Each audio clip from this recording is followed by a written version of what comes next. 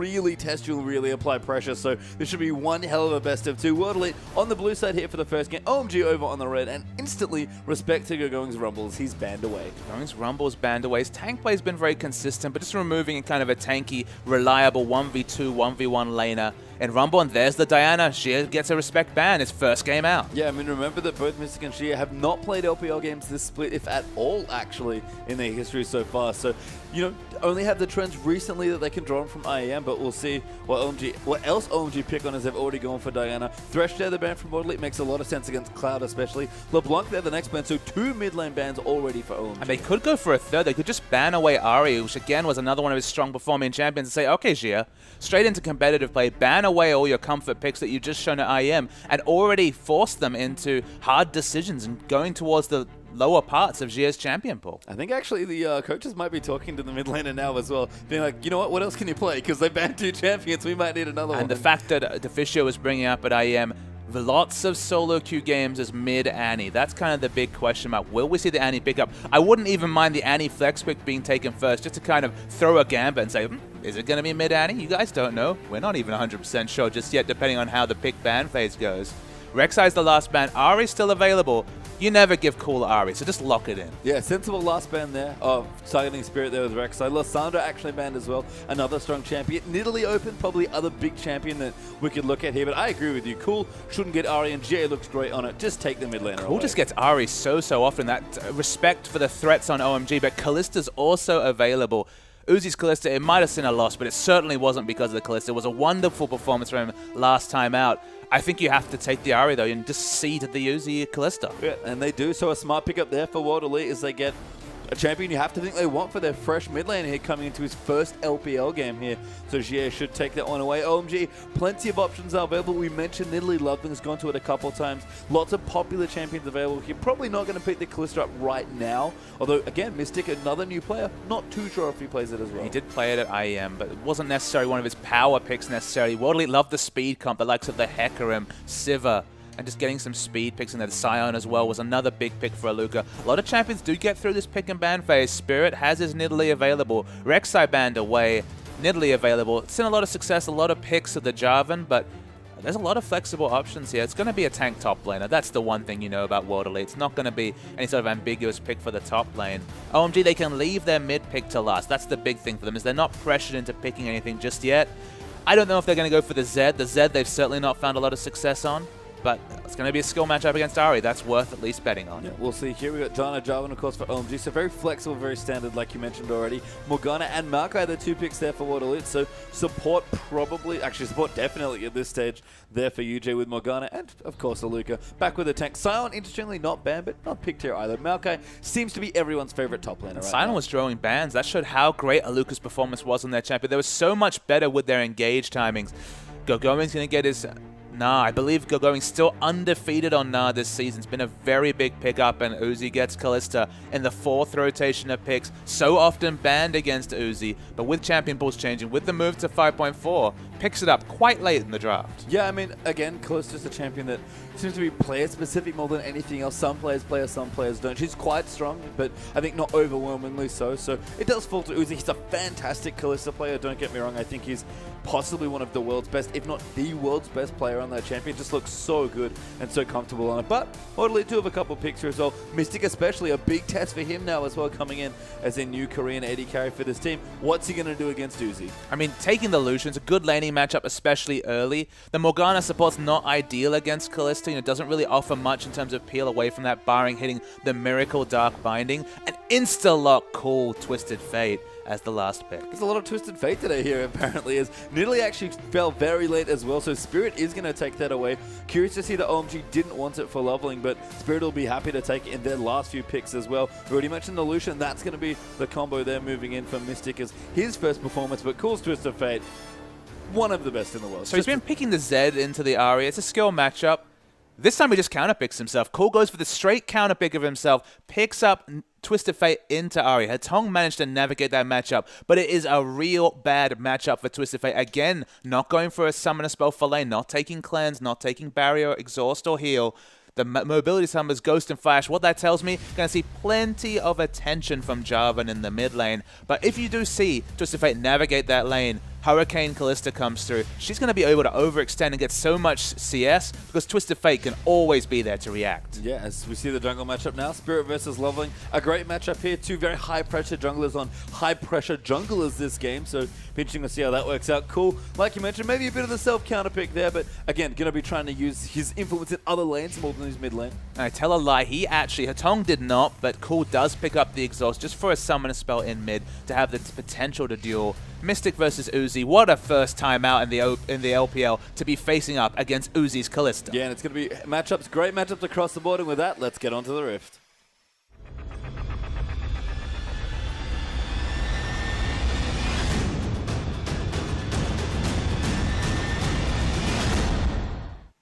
And welcome back onto the Rift here. OMG are taking on World Elite. Is World Elite's first very difficult outing back since IEM. The roster's been revived. We've got 2 new players here, but World Elite, they still have a very big mountain to climb up. And it'll be just so interesting to watch those new players. Jia on the Ahri does have the favorable matchup against Twisted Fate. Mystic, though, unenviable task of facing out Uzi's Callista in his first game. As we go to a pause very early and taking what should be a really explosive series. Of course, if that IEM performance hadn't happened, this would have been pretty much written off. We would have said, yep, looks like OMG going to be able to run over World Elite, despite the fact that World Elite have been getting a bit better. I mean, they've been picking a lot of poke champions, a lot of the mid-Ezreal. You felt like OMG, you know, especially if they could get some of those pick mid-game champions like the Ahri, could just blow away what World Elite was showing before. But we were the ones blown away with World Elite's performance at IEM. If they can channel some of that strength here, they could potentially pick up a win against OMG, and they need points if they want to hit playoffs, and they need them now. Yeah, I mean, there's not a whole lot of games left to play here. Still a couple weeks of LPL left. As we've said pretty much since the start, it is a very long season that these players have to play. World Elite made a very late change in their roster here, bringing in 2 new players, kind of finally being like, okay, we need to make a change here. I think they looked to the right spot. STYZ, for all the praise, just didn't perform in the LPL maybe as we expected him to. Of course, he could be back. We'll have to see. But Mystics look fine. Shia's looked very impressive on the world stage. And feels like Spirit finally has a team that he can maybe rely on a bit more. And the crazy thing is, despite the fact that it's still a 2 Korean, 3 Chinese lineup, the communication was much more on point than it had been previously at IEM. It looked very impressive. So, as you mentioned, if you enable Spirit, this guy has been performing out of his skin during the LPL. Looked perhaps more impressive in the LPL than he did back in Korea. Again, had less resources, had less teammates to rely upon than he did in Samsung Blue. But his play, selfishly, solo, has been great. Yeah, I mean, it's almost funny that in week 1, we were, you know, looking at him playing Riven and doing all sorts of stuff and really, like, going too far to try and hard carry his team. He's honestly been his team's hard carry, but just in a different way, and he's been such an impressive player, not just internationally in their recent success at IEM, but here in LPL as well, despite, like you said, the 12th place that they're still sitting at, by the way. World Elite got a lot to climb up, and Uzi gets the first ward kill. Uzi got the first CS. Actually, no, Nidalee has one as well, so they're both on the regard in terms of getting early ward kills. The thing to say about Spirit, though, is that if ever he's going to have trust in his teammate, it's going to be right now. After all, they did not win IEM, but they won a lot of hearts. They showed a great level of performance. This is the time to kind of really tell. The acid test will be this weekend. 2 series for World Elite. They need to get points, otherwise it's going to have to be just promotion relegations being navigated. There won't be any hope of escaping or trying to assault the top spots. No, and the first one's a massive test here as well. As you can see, Spirit just hanging out in the brush, having a bit of a giggle there, rolling around in Cougar form. It's nice that you can now use both of your,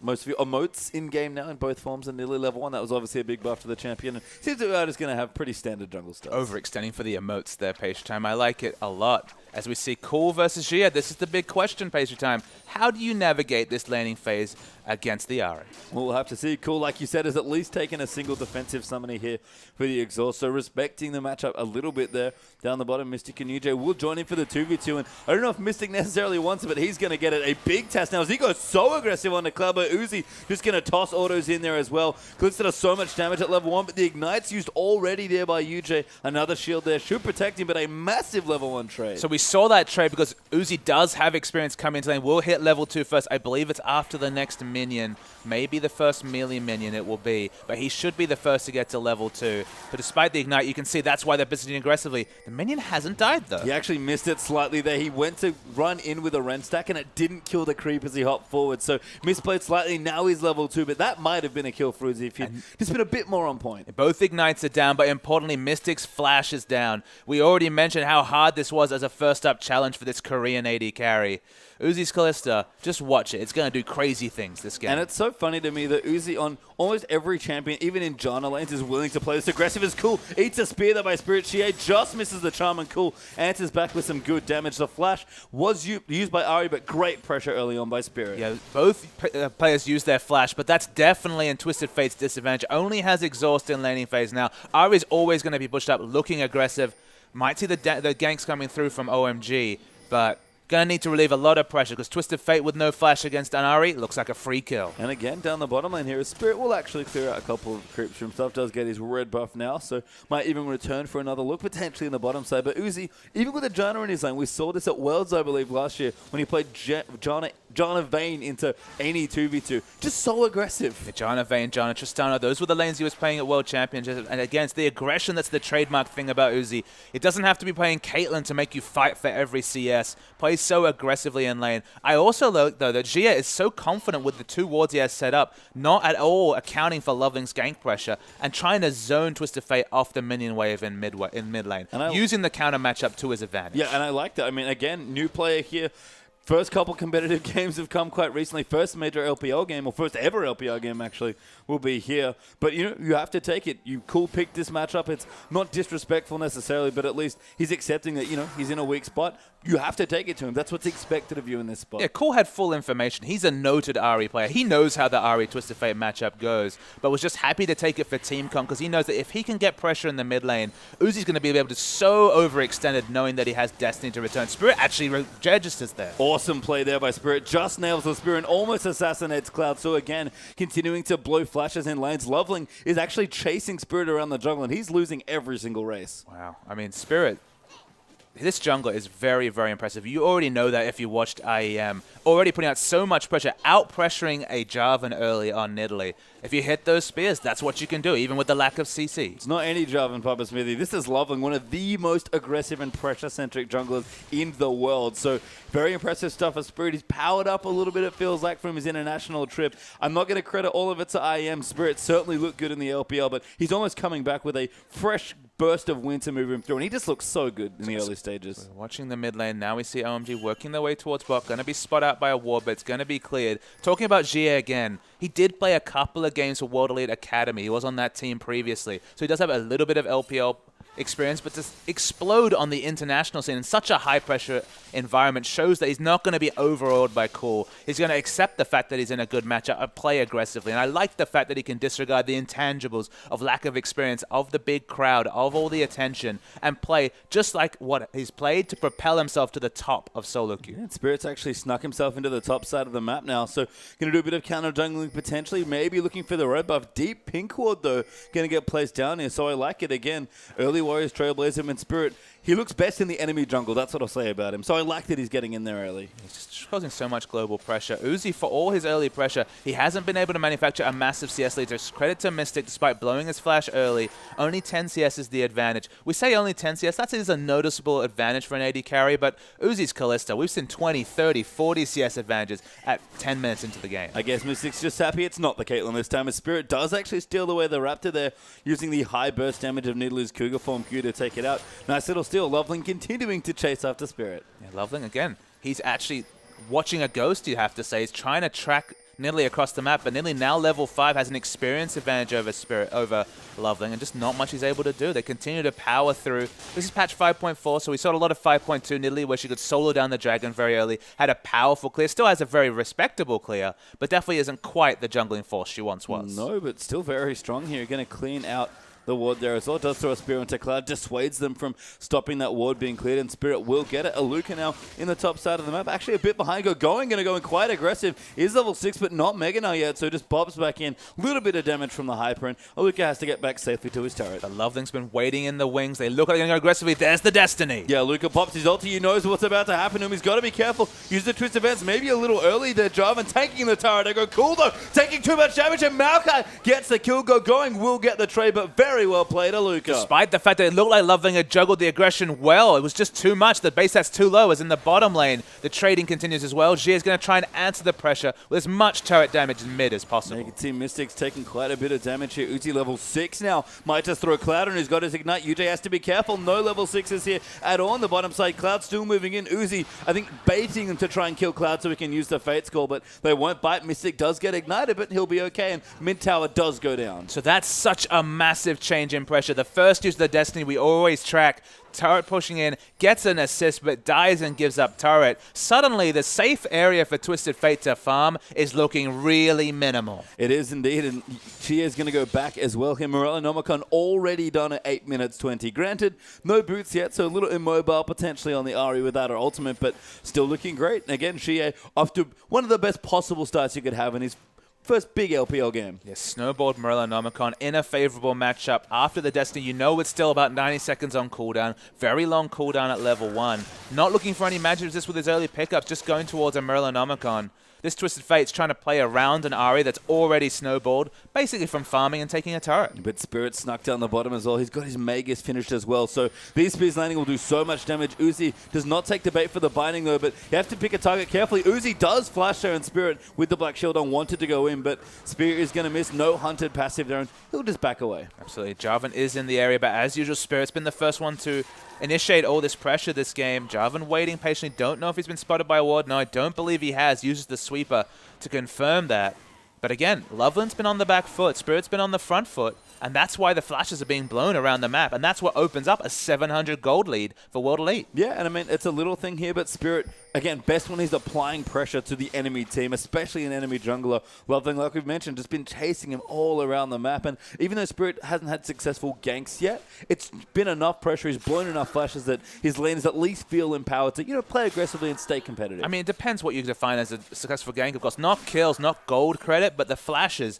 I mean, this is Uzi's Kalista. He's blown the flash of both Cloud and Uzi in this bottom lane from his aggressive ganking. It's just relieving pressure. Only 8 CS disadvantage for Mystic in this lane. Okay, it's a mid-game carry against a late-game carry with a bit of a lead, but they have the pressure advantage in bottom because of Spirit's play. And Twisted Fate, he's been playing so defensively because he doesn't even have a turret to retreat to. No, Cool is very afraid, and rightly so. Sentinel will spot Spirit out, though, so Cool has a bit of extra info to work with right now. Good pink ward, actually, there, just above Cool's head, as you could see from before, making sure he's a bit protected. And UJ going to clear up more Sentinels, but Loveling and Cloud really want to kill someone. Yeah, Loveling and Cloud, absolutely. Cloud is always looking for pickoff, because it doesn't matter if he's playing the Thresh roaming mid, or even just the Janna trying to get kill involvements around the map. Spirit continues to power farm, really wants to pick up the Rift Scuttler. We'll pick that up. And the top lane, nothing really to speak about. Massive CS advantage, though, that we haven't noticed. Understandable with the turret dive that came through, and of course, Gogoing did live through all that, so could push in a couple of waves. But 65 to 92, that's bigger than I actually appreciated. Yeah, Gogoing had a bit of an edge early on when we saw the first dive there onto Aluka, but has clearly built a very substantial lead for himself. And I love the aggressive phage coming through there as well. It's something that we don't see too often on us. They usually have to be ahead to build it, but it's just an item that's so good at getting you ahead and keeping you ahead in lane especially. And it's a ranged versus melee matchup, so it's not too surprising that Na can run over a Maokai early. And a lane swap, they're about equal because, of course, they both have ranged wave clear. But in a 1v1 matchup, Gogoing just going to auto-attack freely, with the Phage especially, and disregard everything Maokai's doing. Even able to pick up a Spectre's Cow to respect Maokai's base damages. Is the Dragon? It's going to be started. Yeah, OMG have started that Dragon, like you mentioned, with Kalista. Especially now that Uzi's got a pretty quick Hurricane already completed. Shouldn't be too tricky to finish that one off. Gogoing actually managing his rage. Cool. We'll spot him off with the ult. He's actually going to go for some kills there. UJ going to get dove on. Takes a lot of burst damage. But the Monsoon actually puts UJ back over the top. Cool's forced to flash to find him. Will get the kill there. But that was a bit awkward now as Aluka chases Gogoing going over the top. He is Mega now, though, but Xie trying to look for a pickoff. Doesn't quite get Uzi Cloud returning back in there, but going very low on health as Aluka just tanking everything up. That's going to force the flash out from the Mega Knight. World Elite now have control of the Dragon. It's only been 1 kill, so if they pick up the Dragon, it's definitely a good trade for World Elite. We'll wait and see if they aggro the Dragon. They finally do. They're in vision. Uzi's sticking around, but with the other blue pills coming through, it should be World Elite's Dragon. And I think Cloud mistimed that ulti a bit there, popping poor UJ to safety for just long enough to get Aluka in there. So the first Dragon does go down to World Elite, and maybe Uzi's not too happy with Cloud after that. I mean, you have to think that Uzi Cloud, the Cloud ultimate was for a mini stun next to a wall, but because that wall's so thin, pops them over the cove, and you're right, had to use extra summoners, had to use the flash from Twisted Fate in particular. That was definitely a mechanical mistake. A small one, but it had a big effect on that game, and it probably unsettled the Dragon towards World Elite. Yeah, I mean, World Elite managed to get it, so they'll pick it up with their very fast Nidalee. I was wondering if Spirit was going to go tier, but it's finished his Magus and now has the tier of the Goddess, so going to stack that up quite quickly, despite getting a little later than we've seen in some LPL games. Spirit continuing to try and track Twisted Fate as well. Loveling is in the area, but again, he's always defensively going in, and Spirit's just pouncing aggressively. Going to throw some spears, will miss, but Xie will use his ulti now. That's going to force an EQ out, and he's going to dive back in. Can't quite find the kill, no charm left here as he actually eats a stun, but there's no tower there. Going to Spirit Rush out from under the ulti, and Loveling gets denied. Yeah, Loveling didn't time it right. Was only 2 Spirit Rush charges. Looked like he didn't have a third when he didn't activate it instantly, but that's what seasoned Ahri players can do. Going find Spirit in the jungle. I believe he'll have the first person to react, so this could be bad for Spirit. Oh, just missing the stun there with his Nara as well. Mistimed it slightly and didn't have enough terrain to pop him into. Now Spirit going to keep chasing in with the spears. Will miss there as well as he threads the needle between Loveling and going, but World Elite playing super aggressively in the enemy jungle. The skirmish trio of Ahri, Nidalee, and Maokai is significantly stronger than what OMG have put together. But in the bot lane, we see a dive. Yeah, Uzi's dove very deep there, but does go down to UJ. Cloud might be the next to follow up as well as Mystic uses the culling. UJ going to line up a very easy binding. You have to think Cloud does not have his flash. The binding will hit him as the minion wave. Can't save him in time, and Mystic gets another kill. And for the first time in a Kalista lane, we see Uzi make a significant misplay, far too aggressive. 1-0-1 for both the bottom laners of WE. Man, WE so powered up with this new lineup. Yeah, really are. And now the blue buff going to get stolen away potentially. Spirit started it off. Xie going to try and zone them off. It did go to Spirit, I believe, who's also conveniently a decent recipient of the buff as well. Going to clear it a pink ward even, and everything going right now. I mean, I think having the blue buff on Spirit is actually advantageous. Lets him power up the tier that much faster, and the spears during the siege are going to be massive. Lucian's always been a great champion in siege because, of course, the culling does damage from such a long way away. Adding to that the Nidalee spears and even the heal to give more bolts to the culling is actually great synergy. So this is what we actually saw when Samsung Blue first brought Lucian Nidalee onto the competitive scene. Back then, of course, it was Nidalee mid, but it was the same thing from Pawn and Deft in those days. Spirit bringing that flavor to World Elite. Yeah, nice looking stuff. And Spirit again has been the reason that his team has looked so much better recently. He's been, really the shining light for World Elite as far as the organization and their recent success goes. Certainly powered up here with a couple new members in the mid and AD carry spots, but Spirit himself has just gone from strength to strength. And we'll just have to see if they can keep up this pressure throughout the map. At the end of the day, it is 2nd v 12th. It'd be a big surprise for World Elite to take any results, but to some degree, we may have to disregard the positions just because the team has just undergone a complete identity change with the roster. We'll have to be careful because the top side of the map is going very well for OMG. This Gnar is really powering up. We already talked about the Fade. He's got a Spectre Scout and the Merc Treads now as well. So Aluka, as far as damage goes to the Maokai, really not going to be that significant. And the CS lead's building it still about 30 up here for going in the top side. And that should keep growing here against Aluka. We haven't seen a high win rate for the Narvan combination that OMG have put together. Uzi takes another binding and a burst of damage in mid lane. Culling actually popped in there as well. Almost gets the kill. Is cool. Yeah, casually pulls out the blue card, but Uzi's like, yeah, I need to get away here. Again, every time Kalista eats a binding, all the hops in the world aren't going to save you. And this game would have gone so differently if Cool had been able to navigate the early laning phase, at least have his turret available, because they could always threaten the Destiny coming through. But because Cool's showing himself so deep in his own jungle, with the minion waves being pushed up aggressively from Ahri, it's this combination of Xie's Ahri and Spirit's Nidalee that are creating massive map pressure, and it's outdoing the true global of the Destiny. And if there's anything that a jungle Nidalee wants, it is pressure, a skirmish pressure especially, and Xie's Ahri has been exactly that, like you've mentioned. It's cool. Still going to clear out some CS, not too, actually very far behind, never mind. 30 down against this Ari. I mean, there's just nothing you can do in this matchup. You always have to respect the fact that a charm registering, even through exhaust, if you time and if you can orb walk forward during those spell casts, you still have kill pressure. So Cool has played so defensively. The Destiny has completely been an afterthought. In fact, it got Cool killed. And speaking of getting killed... Yeah, he might get killed now as well. Spirit Rush will wow. get Shia out though, but a Monsoon is enough though, but Cool still takes too much damage, and Shia gets a kill for himself. The spell cast for the charm happened at the same time as being displaced by the Monsoon, so what looked like a 1500 range charm registered still picked up the kill. You have to respect Xia's Ari, and now OMG... there's just not much they can do. There's so much map pressure for World Elite. And you know, they're going to keep converting this. The second Dragon's going to be up in 50 seconds. World Elite continuing to pressure towers now. So I wouldn't be surprised at all to see a rotation to the top lane after this Dragon's been felled as well. Even Lucian is even or up in CS slightly now as well. Yes, Aluk is having a hard time, but he's got his Frozen Heart Zone quite quickly. Even got a Catalyst in there as well. As long as he's tanky, World Elite can back him up just fine. But these things have really multiplied in effect for OMG, because remember, with the Hurricane build, Kalista cannot control waves, so she can't actually go to the bottom lane because there's so much map pressure. It's not a safe place to farm. Now she has to farm in the mid. Twisted Fate's relegated to farming in the bot. Against in a long lane, Ari can still get some assassination potential there. Also, being bottom lane cannot react to any pressure in the top lane. Layers upon layers of factors are working against OMG, all from how much Cool has lost from this first Destiny. And you know what? They're trying to dive a Luca again, and they are going to go in for it, but did not end that well last time. Gogoing's running out of rage as well here on the Meganar. Leveling and Cloud here, both in the area, but Aluka, Frozen Heart here already is pretty tanky, but they're going to try it here. Leveling will dive in. Aluka going to pop his ulti. Nara actually misses there as Aluka W'd out from under it, and that was very impressive. Absolutely. It was untargetable for that half second. It did enough work. WE is going to pick up a free dragon. They're going to get this outer turret as an answer, but that's a second dragon going to World Elite.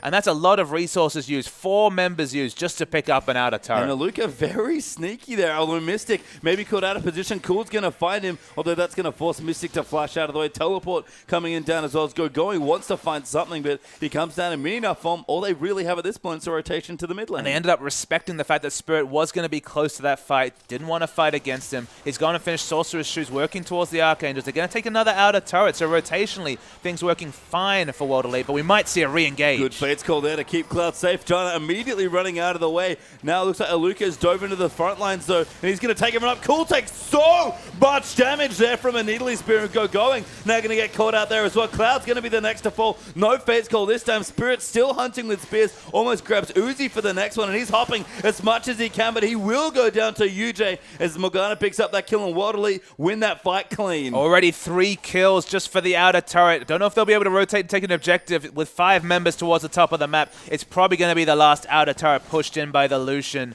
Things just keep going worse and worse for OMG. They'll take the turret gold, but this kills the experience, the item disadvantages. Even Uzi has an item disadvantage against his other name AD carry. How many times have we said that in the LPL this season? I don't know if any so far, or very rarely if ever, as a blue buff will go over to Ari here as well. Just so much pressure on the enemy jungle. Spirit still stealing away camp. Cloud might just get assassinated here as he almost goes down, dropping to about 1/3 of his health. Leveling, even hunted as well, almost eats a spear for his trouble as he tries to get Spirit out of this jungle. And Loveling's a good Nidalee player. He's looked fine on it from the jungle, but I don't think you can give Spirit this champion anymore. And the big queries are Loveling and Cool this game. Loveling especially been following shadows, never got anywhere near Spirit. Spirit has been in all the right spots. Loveling's tried to counter-gag. He's just been late every time. He has had minimal impact in this game. 0-0 and 2. Okay, 100% kill participation, but that's a little bit of a misnomer given just how little pressure he's had this game. And Cool, I don't understand. He has a penchant for counterpicking himself. Usually that's something we level at Dade, and you might think, okay,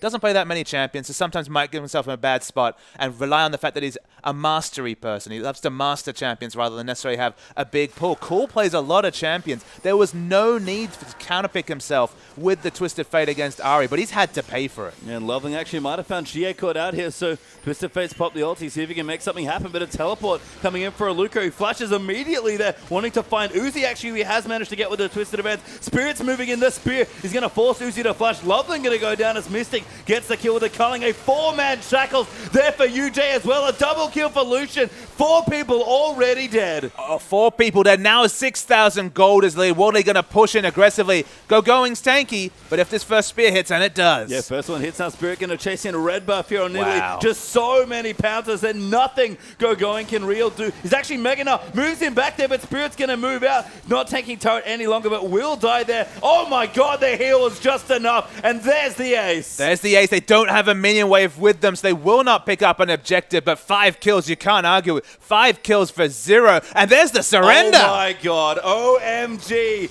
Do something very rare and tap the mat at 22 minutes. Look at Spirit, he's laughing. I would be too. He's like, look at all the people I killed. That's not a laugh out of humor. That's a laugh of disbelief. Last place World Elite. They're showing that IEM is no fluke. It's only one game to talk about, but they dismantled OMG in that game. Cool looks very upset with someone. It's probably himself, honestly, going 1-4-1 on the Twisted Fate. Spirit, marry me is the call from the crowd. It's going to have a bit of competition. Get in line, I guess. I think so too. That in Italy, very wifeable there. Incredible play from Spirit and the rest of World Elite.